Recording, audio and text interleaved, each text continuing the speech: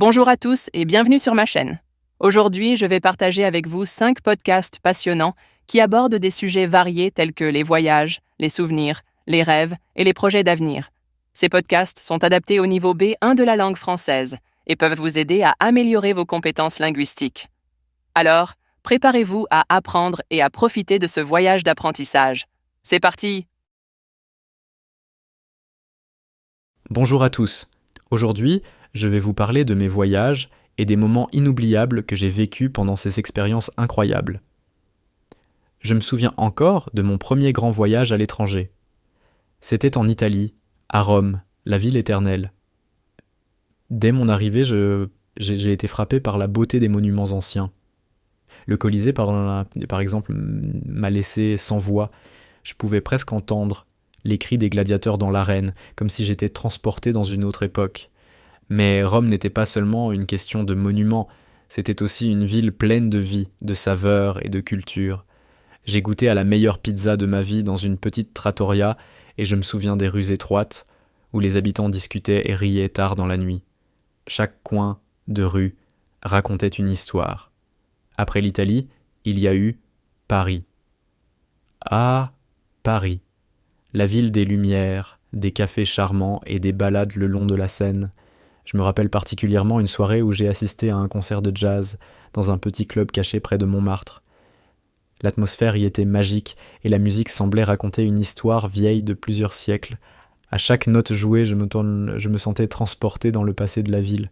Ce n'était pas seulement un concert, c'était une expérience, une immersion dans l'âme de Paris.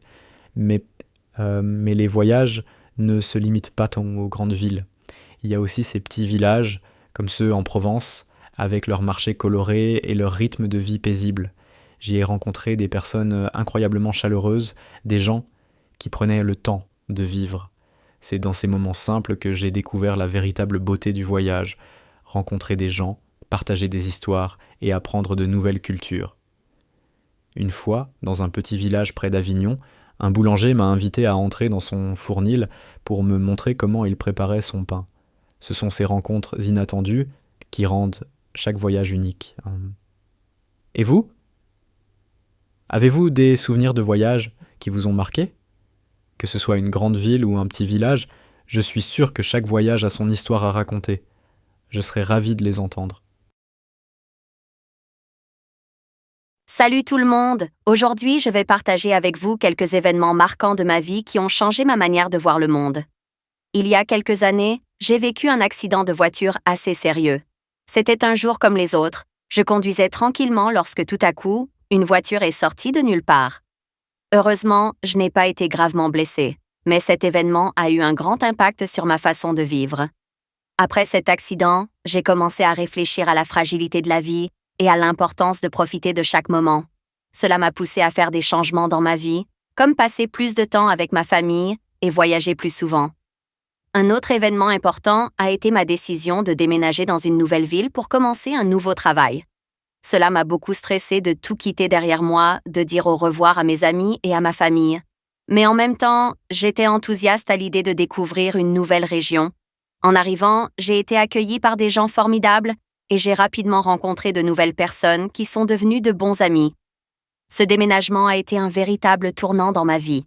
Cela m'a permis de grandir sur le plan personnel et professionnel, et j'ai appris à apprécier la diversité des gens et des cultures.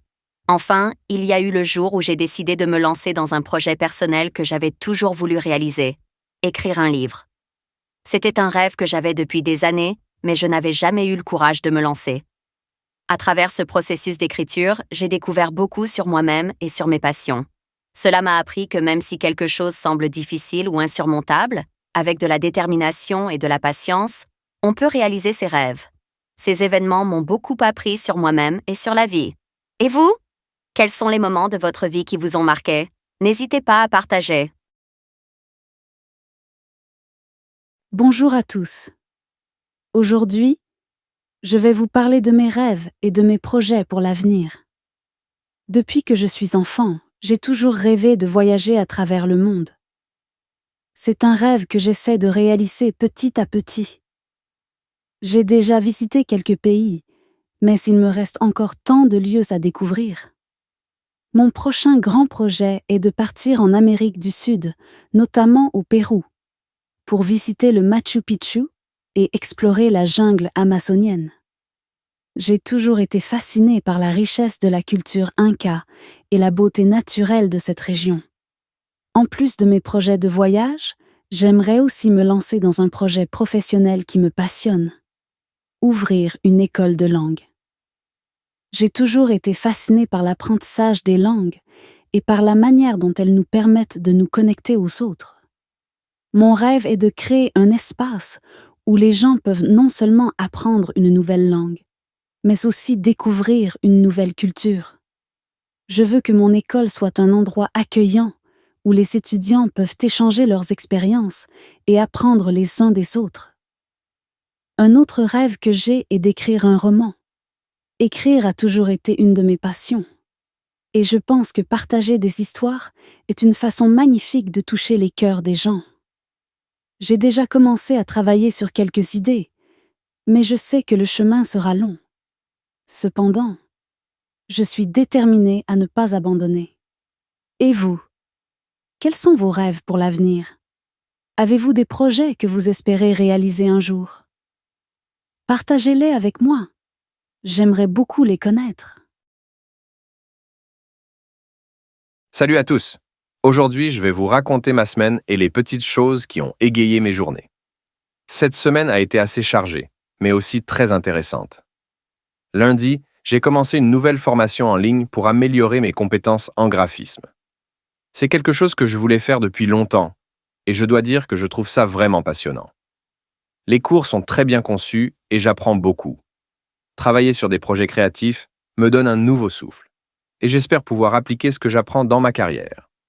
Mardi, j'ai passé la journée à travailler sur un projet pour mon travail. Cela m'a pris plus de temps que prévu, mais je suis satisfait du résultat. En fin de journée, j'ai décidé de me détendre en regardant un film français que j'avais toujours voulu voir. C'était un excellent moyen de pratiquer ma compréhension orale tout en me divertissant. Le film était rempli d'humour et d'émotion, et j'ai beaucoup ri. Cela m'a rappelé combien j'apprécie le cinéma français. Mercredi, j'ai eu la chance de rencontrer un ami que je n'avais pas vu depuis longtemps. Nous avons décidé d'aller prendre un café dans un petit café charmant de la ville. C'était agréable de discuter et de partager nos nouvelles. Il m'a parlé de ses voyages récents et cela m'a encore plus motivé à planifier mes propres aventures. Ces moments de convivialité sont si précieux, surtout dans nos vies chargées. Jeudi, j'ai commencé à lire un livre que j'avais acheté il y a quelques mois. La lecture est une de mes passions, et je trouve que cela me permet de m'évader et d'explorer de nouveaux mondes.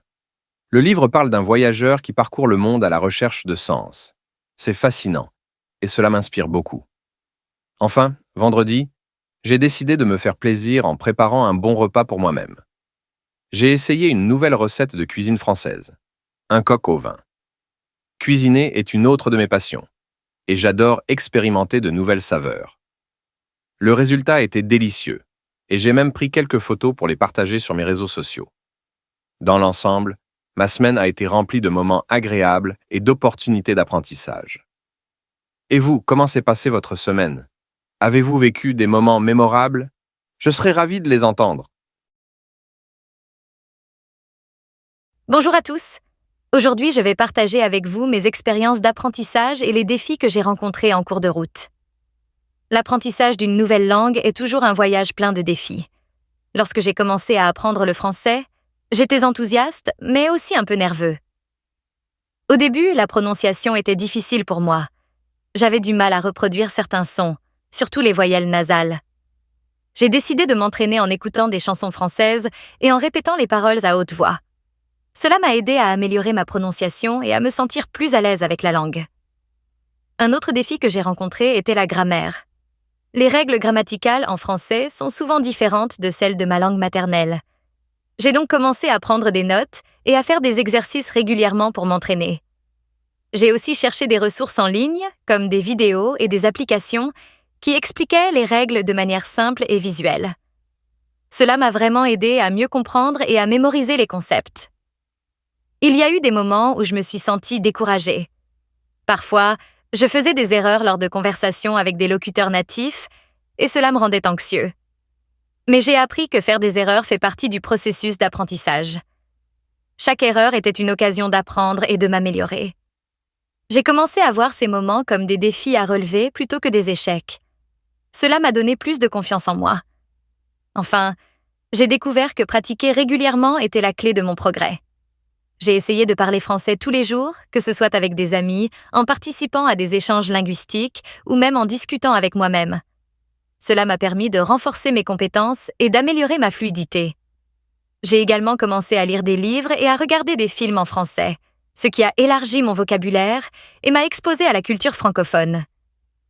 Aujourd'hui, je me sens beaucoup plus à l'aise en français, mais je sais qu'il y a encore beaucoup à apprendre.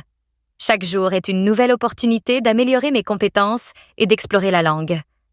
Et vous, quelles sont vos expériences d'apprentissage? Quels défis avez-vous rencontrés et comment les avez-vous surmontés? Je serais ravie d'entendre vos histoires. Merci d'avoir écouté ces podcasts. J'espère que ce contenu vous a été utile et inspirant. N'hésitez pas à partager vos commentaires et vos expériences dans la section ci-dessous. Si vous avez aimé cette vidéo, pensez à vous abonner et à activer les notifications pour ne pas manquer les prochains épisodes. Continuez à apprendre le français et à bientôt!